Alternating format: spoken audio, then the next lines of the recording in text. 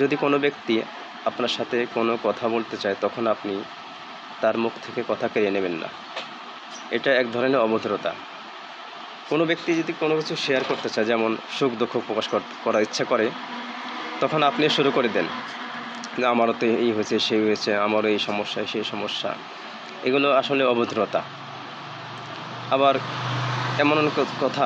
এমন কিছু কথা আপনি বলবেন না, যেমন ভাই আপনি কেমন জামা পরছেন, আপনার জামাটা সুন্দর না, ভাই আপনি চুল কাটছেন, চুলটা কেমন দেখা যায়। আসলে শিক্ষার ক্ষেত্রে কিছু কথা বলা যেতে পারে, তবে কোনো ব্যক্তি যদি যখন কোনো কথা শুরু করে, তখন আপনি যদি শুরু করে দেন, তাহলে তার কথার কোনো মূল্যায়ন থাকে না।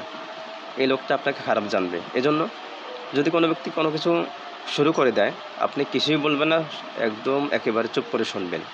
যখন ওই ব্যক্তির কথা শেষ হয়ে যায়, তখন আপনি তার থেকে অনুমতি নিয়ে কথা বলবেন। আচ্ছা, আপনি যে কিছু বলতে চাইছেন, সে কি বলছে যে আপনি বলতে বলে নেই, অথচ আপনি শুরু করে দিয়েছেন। এই ধরনের অভদ্রতা কখনো করবেন না।